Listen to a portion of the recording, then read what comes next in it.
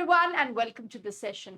तो we have lot of aspirants जो UGC net examination की तैयारी करते हैं, बट उनके साथ प्रॉब्लम ये होती है कि या तो वो कॉलेज में ग्रेजुएशन कर रहे हैं, पोस्ट ग्रेजुएशन कर रहे हैं, और दे आर वर्किंग प्रोफेशनल्स. ऐसे में एक मेजर प्रॉब्लम ये आती है that how do you manage time eight the same time. जब आप कॉलेज में तैयारी कर रहे हो, कॉलेज एग्जाम्स दे रहे हो, जब आप वर्किंग प्रोफेशनल हो, किस तरीके से एक टाइम टेबल बनाना है, किस तरीके से तैयारी को इंटीग्रेट करना है कि आपकी काम भी अच्छी चले, कॉलेज में पढ़ाई भी अच्छी चले, eight the same time UGC net की तैयारी भी साइमल्टेनियसली हो. सो आज के सेशन में हम ऐसे कुछ टिप्स और ट्रिक्स पे ध्यान देंगे which you can integrate in your preparation अगर आप कॉलेज में या वर्किंग प्रोफेशनल होके यूजीसी नेट एग्जामिनेशन की तैयारी कर रहे हैं. तो चलो देखते हैं. सबसे पहले जब भी अगर मान लीजिए आप कॉलेज में हैं और अगर आप ग्रेजुएशन या पोस्ट ग्रेजुएशन कर रहे हैं और आप यूजीसी नेट की तैयारी कर रहे हो, तो जब हम एस्पिरेंट्स के टाइम फ्रेम की बात करते हैं, तो अगर आप ग्रेजुएशन में हो तो आपके पास अप्रोक्सीमेटली 3 to 5 इयर्स का टाइम पीरियड है, डिपेंडिंग कि आप एग्जामिनेशन मास्टर्स में कब दे रहे हो. देन अगर आप पोस्ट ग्रेजुएशन में हो तो आपके पास अप्रोक्सीमेटली 1 से 2 साल का टाइम पीरियड है, अगेन डिपेंडिंग आप एग्जामिनेशन कब देना चाहते हो ना. सो जब आपको स्पेसिफिकली ये करना है कि सबसे पहले you have to have a clear framework. ठीक है, हमारे पास एक क्लियर फ्रेमवर्क होना चाहिए कि हमारे पास टाइम कितना है, कि हमारे पास 6 मंथ्स है, हमारे पास 1 ईयर है, 2 ईयर है. इससे क्या होगा, आपको एक प्रिपरेशन स्ट्रैटेजी बनाने में काफी ज्यादा क्लैरिटी मिलेगी. सो फर्स्ट ट्राई टू सी कि कितना टाइम आप एग्जामिनेशन कब दे रहे हो. 1 साल बाद दे रहे हो, ग्रेजुएशन में हो तो 3-3.5 इयर्स बाद दोगे. तो एक क्लियर टाइम फ्रेम आप डिसाइड करो कि कितना टाइम है इस एग्जाम की प्रिपरेशन के लिए. उस हिसाब से हम टाइम टेबल और अपनी स्ट्रैटेजी को अलाइन करेंगे ना. अगर आप वर्किंग प्रोफेशनल है तो देखो, वर्किंग प्रोफेशनल के साथ सबसे बड़ी प्रॉब्लम ये होती है कि it is technically ambition and aspiration work versus your work. So on one hand आपकी एम्बिशन है, आपकी एस्पिरेशन है कि आपको यूजीसी नेट एग्जामिनेशन क्लियर करना है, but on the other hand it is a roller coaster ride, क्योंकि हर दिन आपको 8 to 9 आवर्स ऑफ वर्क करने. अब इसी बीच में आपको अपने एम्बिशन और एस्पिरेशन पर भी ध्यान देना है और आपको स्पेसिफिकली अपने वर्क पे भी ध्यान देना है, इन अ वे कि दोनों बहुत अच्छी तरह से चले. ये ना हो कि यूजीसी नेट तैयारी की वजह से आपकी वर्क खराब होने लगे, और ये भी ना हो कि अगर आपको एग्जाम देना है तो आपके पास टाइम नहीं हो रहा है. So ideally this is the struggle for aspirants and for working professional. अब देखते हैं कि इसको किस तरीके से इंटीग्रेट करना है एंड कैसे हम एक स्ट्रैटेजी डिवाइस कर सकते हैं. तो देखो, अगर आप एस्पिरेंट है, ठीक है, और लाइक आई टोल्ड यू, अगर आप ग्रेजुएशन कर रहे हैं, ठीक है, सो you have approximately 3 to 5 years depending आप एग्जाम कब दे रहे हो. और अगर आप पोस्ट ग्रेजुएशन कर रहे हो, मतलब आप अपनी मास्टर्स में हो, तो अप्रोक्सीमेटली 1 to 2 इयर्स का टाइम है, अगेन डिपेंडिंग आप एग्जामिनेशन कब प्लान करते हो.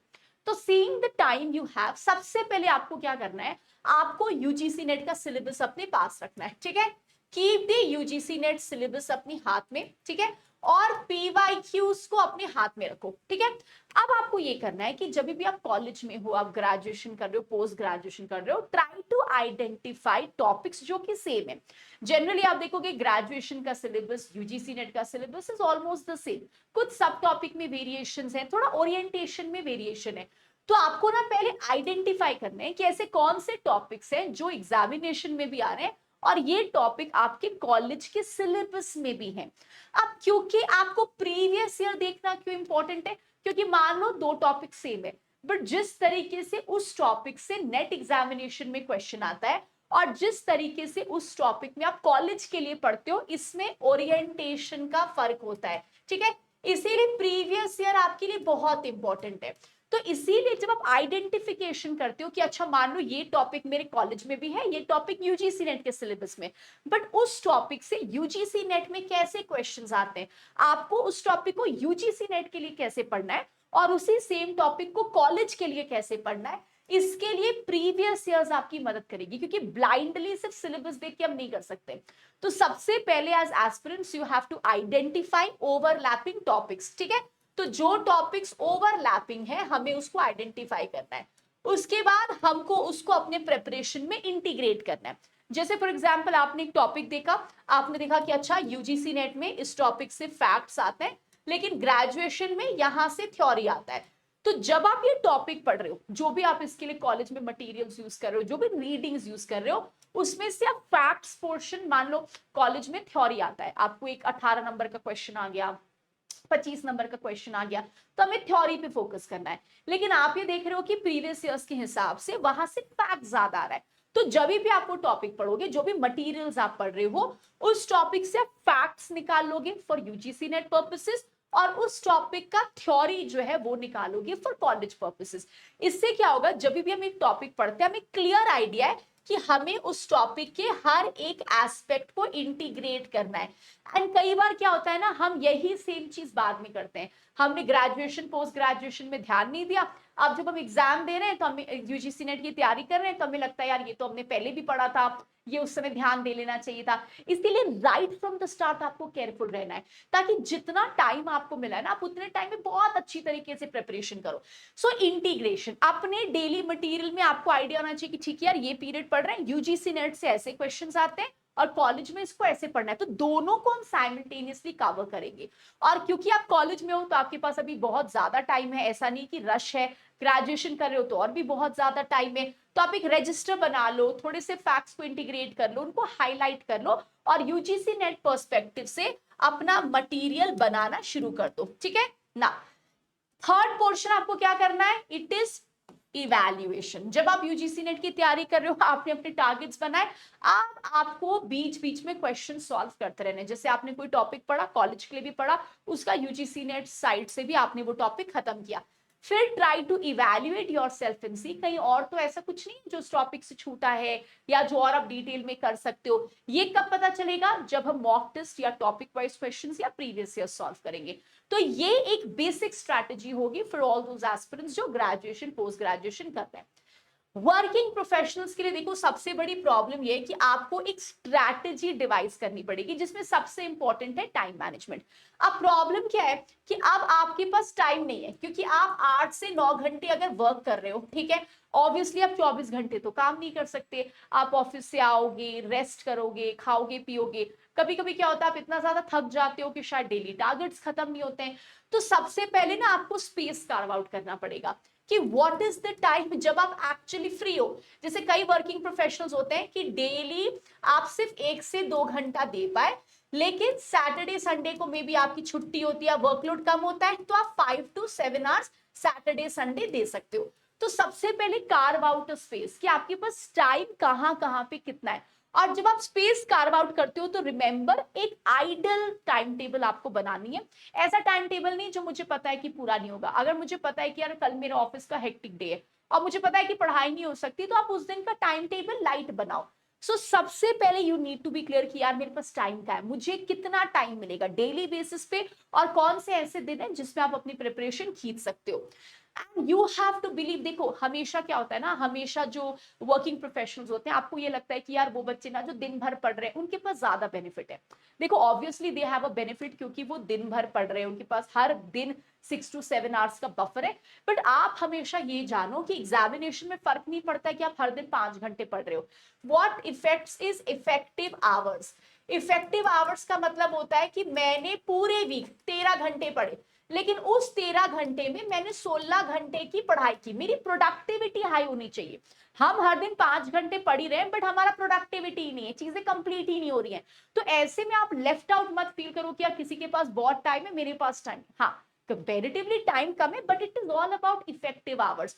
तो आप ये फोकस करो कि यार ठीक है, मेरे को हर दिन 1 ही घंटा मिल रहा है, मे बी आप मंडे टू फ्राइडे 2 घंटा पढ़ सकते हो, तो 10 आवर्स इधर हो गए, और सैटरडे संडे अगर आपने 5-5 घंटे खींच दिए तो ऑटोमेटिकली 20 आवर्स हो गए, which is more than enough. तो you have to carve out a space. And remember, एक दिन की बात नहीं है, ऐसा नहीं कि कल आप नौकरी छोड़ रहे हो और ऐसा नहीं है कि कल कोई काम नहीं आएगा, तो it has to be sustainable. आज 4 घंटे हो गए, जरूरी नहीं अगले दिन 4 घंटे पढ़ाई हो, क्योंकि डिपेंड्स, आप पे कभी वर्कलोड ज्यादा हो गया, किसी दिन थक गए, तो उस हिसाब से आपको एक सस्टेनेबल टाइम टेबल बनाना है, क्योंकि लॉन्ग रन तक ये प्रिपरेशन चलेगी। और आइडियली आपको अपने आप को टाइम देना चाहिए। अगर आप वर्किंग प्रोफेशनल है तो आप 6 मंथ से तैयारी शुरू कर दो, कि धीरे 1 ईयर से, कि धीरे धीरे बिना प्रेशर के आप अपने टारगेट्स को पूरे कर रहे हो। And in the and again, क्या टॉपिक हमने खत्म की है, उसमें से किस तरीके से हमारी कवरेज हुई है, उसके लिए अगेन आपको असेसमेंट लेना पड़ेगा, विच मीन्स आपको PYQs topic wise question solve करने पड़ेंगे। ठीक है। नाउ आप देखो करना क्या है, सबसे पहले आपको बेसिक्स पे वर्क करना है। जैसे जो ग्रेजुएशन पोस्ट ग्रेजुएशन में आप वर्किंग प्रोफेशनल हो, तो सबसे पहले वर्क अपॉन द बेसिस। तो आपने सिलेबस देखा, ठीक है, सिलेबस से आप एक टॉपिक उठा लो कि मेरे को ये टॉपिक करने हैं, उस टॉपिक की आप पीवाईक्यूज को देखो, ठीक है ना। सबसे पहले जो बेसिक्स है उस टॉपिक के, उसको ब्रश अप करो। डे वन को ही हम बहुत ज्यादा हाई लेवल पे नहीं जाएंगे, हमारे पास टाइम है, धीरे धीरे स्ट्रैटेजी बाय स्ट्रैटेजी। तो पहले आप बेसिक्स को ब्रश अप करो।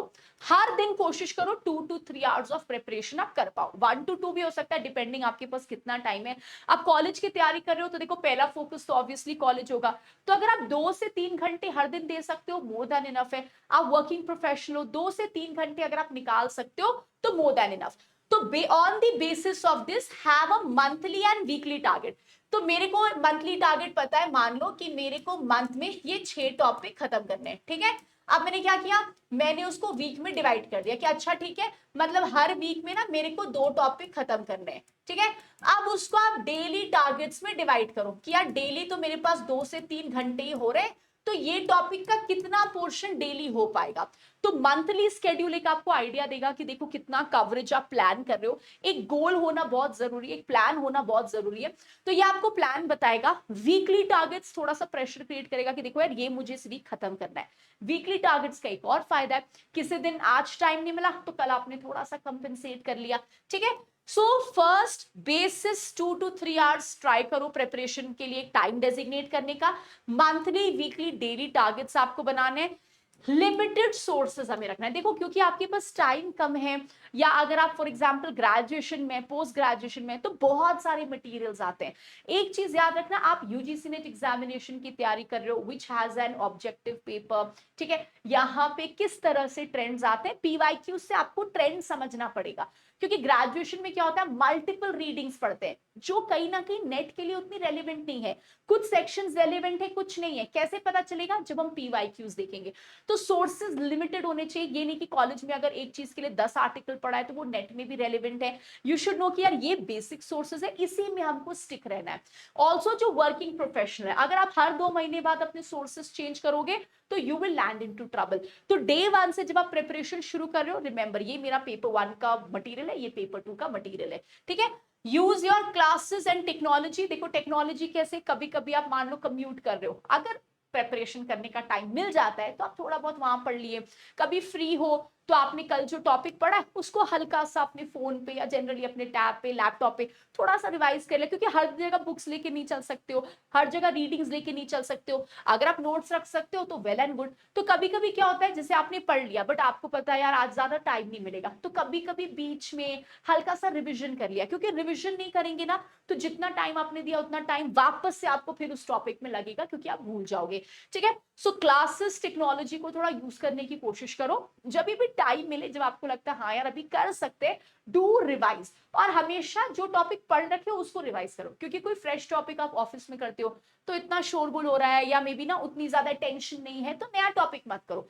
हमेशा जो पढ़ चुके हो ना उसी को मल्टीपल टाइम्स आप ऑफिस के टाइम पे रिवाइज कर लो। इससे आपका रिविजन भी हो गया, ऑफिस का टाइम का यूटिलाइजेशन भी हो गया, और घर में आके आप कोई नई टॉपिक कर सकते हो। क्योंकि अगर कोई न्यू टॉपिक करोगे तो ना तो टॉपिक कंप्लीट होगा, रिविजन भी नहीं हुआ, और एक्स्ट्रा प्रेशर क्रिएट हो जाएगा। तो आइडियली आपको ऐसा करना है, हर दिन 2 to 3 hours start from the basics, फिर स्पेशलाइज मटेरियल में जाओ and make a proper time table. वो टाइम टेबल जो आप फॉलो कर सकते हैं, जो जेन्युइन टाइम टेबल है, ठीक है। देन आप देखो करना क्या है, इन दी एंड जब भी आप कोई प्रिपरेशन करते हो, आपका कोई चैप्टर खत्म हुआ, ठीक है, उसके बाद आपको पीवाईक्यू सॉल्व करने, एंड उसके बाद आपको टॉपिक वाइज क्वेश्चन सॉल्व करने, और इवेंचुअली आपको मॉक टेस्ट सॉल्व करना है। क्योंकि पेपर में यही करने से मार्क्स आएगा। पेपर हमारा ओरल नहीं है, पेपर सब्जेक्टिव नहीं है। जो कुछ भी आप पढ़ोगे it has to be practice question के टर्म्स में। तो जब आपका बेसिक एक टॉपिक हो जाए, ऑलवेज मेक श्योर कि आप मॉक पेपर्स टेस्ट सीरीज कर रहे हो, ठीक है। अगर ब्रेक है, मान लो किसी दिन 3 दिन पढ़ाई नहीं हुई, कोई बात नहीं, क्योंकि आप वर्क कर रहे हो या ग्रेजुएशन में हो, कई बार कॉलेजेस में असाइनमेंट्स आ जाएंगे, सेमेस्टर एग्जाम्स आ जाएंगे, तो थोड़ा बहुत ब्रेक आएगा, but remember it is fine, क्योंकि आप 2 चीजें साथ में कर रहे हो, तो जरूरी नहीं वो एज पर प्लान जाए, ठीक है। बीच बीच में अपना प्रोग्रेस देखो, ये देखो कि यार मैंने 6 महीने का टाइम टेबल बनाया है, 2 महीने में मेरा कितना प्रोग्रेस हुआ है, 1 महीने में मेरा कितना प्रोग्रेस हुआ है, इस वीक में मेरा कितना प्रोग्रेस हुआ, आज मैंने क्या पढ़ा है। इससे क्या होगा, आप ऑफ ट्रैक नहीं जाओगे एंड यू विल नो कि अच्छा क्या चल रहा है, प्रिपरेशन को और बढ़ाना है, कहीं टाइम तो और नहीं बढ़ाना है। ठीक है, स्टडी इन फेजेस। फेजेस का मतलब ये होता है, देखो हर दिन एक समान नहीं जाएगा। Like I told you, college में पढ़ रहे हो आप, प्रोफेशनल्स की तरह काम कर रहे हो, तो कभी कभी ऐसा भी होगा कि आज 1 घंटे पढ़ाई हो गई, फिर 3 दिन पढ़ाई नहीं हुई, या कभी कभी ऐसा होगा कि एक ही दिन में 4 घंटे पढ़ाई हो जाएगी। तो be little bit flexible in your time table, क्योंकि अगर आप दो चीजें साथ में कर रहे हो तो हमेशा देखोगे time table as per plan नहीं चलेगा। तो थोड़ा थोड़ा पेस करना है आपको, अपने आप को ऑफ ट्रैक नहीं जाना है, डीमोटिवेट नहीं होना है कि यार उसने तो 24 घंटा पढ़ लिया, मेरे को टाइम ही नहीं मिल रहा है। कोई बात नहीं, don't compare your self with people. ठीक है, सबकी जर्नी अलग होती है, सबके पोटेंशियल्स अलग होते हैं, सबकी कैपेबिलिटीज अलग होते हैं। मे बी कोई आदमी वही सेम टॉपिक को 1 वीक पढ़ के भी नहीं कर पाया और आपने उसको 4 घंटे में ही खत्म कर दिया। तो डू नॉट कंपेयर, स्पेशली जब आपके गोल्स, एजेंडाज और आपके एम्बिशंस अलग हैं। ठीक है, so ultimately in the end आपको क्या करना है, पढ़ते रहना है। ठीक है, believe in your self, start studying, revision करते रहना है। आप रिविजन कैसे भी कर लो, कॉलेज में कर लो, जब फ्री हो, रात में आने के बाद कर लो, ऑफिस में कर लो। ठीक है, एसेस करो कि जब वो टॉपिक कंप्लीट हो गया है, क्या एग्जाम लेवल तक वो टॉपिक पहुंचा है, क्या उसमें कुछ और एडिशंस करने हैं। अपने वीकनेसेस को आइडेंटिफाई करो कि यार ये टॉपिक हो गया, फिर भी ये प्रॉब्लम है, क्योंकि आपके पास टाइम है। वीकनेसेस को आइडेंटिफाई करो, मे बी कुछ एरियाज के आप नोट्स बना लो, किसी के थोड़े इजी मटेरियल पढ़ लो। कभी कभी क्या होता है ना, कुछ सेक्शन समझ नहीं आता है, तो उसी सेक्शन का थोड़ा सा हल्का फुल्का इजी मटेरियल पढ़ लिया। ठीक है, इस तरीके से आपको अपनी प्रिपरेशन को अलाइन करनी है। एंड रिमेंबर, कई बार बीच में लगेगा कि यार दो चीजें कर रहे हैं, नहीं हो पा रहा है, शायद छोड़ दे। So remember, your dreams do not have an expiration date. ठीक है, there is no expiry, there is nothing. ऐसा नहीं है कि मैंने आज आप वर्क कर रहे हो तो ऐसा नहीं है कि आप नेट की तैयारी नहीं कर सकते हो।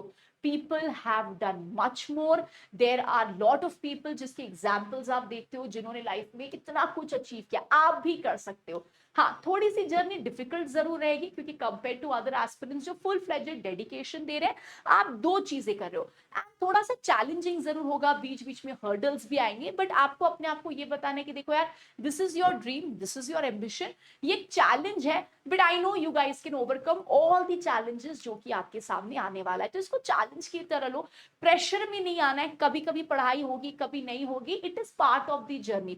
अगर 6 मंथ्स, 1 ईयर, 2 ईयर्स की तैयारी कर रहे हैं, तो देखो हर दिन सेम नहीं जाएगा, किसी दिन बहुत ज्यादा प्रोडक्टिविटी होगी, किसी दिन नहीं होगी। So you have to pace yourself, आपको अंडरस्टैंड करना पड़ेगा अपनी जर्नी, अपना टाइम टेबल, एंड उस हिसाब से हर दिन थोड़ा थोड़ा प्रोग्रेस करो। अगर आप 1 घंटे ही पढ़ रहे हो, ट्रस्ट मी, एक एक घंटा भी बाद में जाके आपको बहुत ज्यादा फायदा करेगा।